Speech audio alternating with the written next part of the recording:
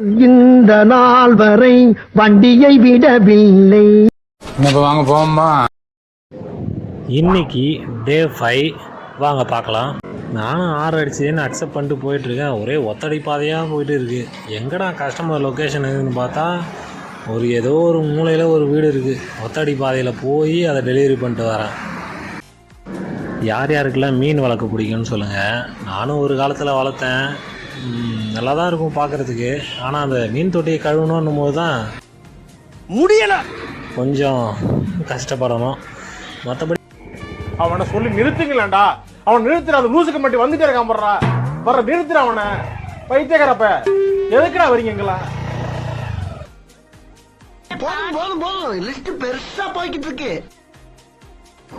Dindigul தலப்பாக்கட்டியோட menu list இது பாருங்கள் எவ்வளோ ரேட் இருக்குன்னு. ஒன்றுமும் 2 டிஜிட் கிடையாது, எல்லாமே 3 டிஜிட்டு 4 டிஜிட்டு தான்.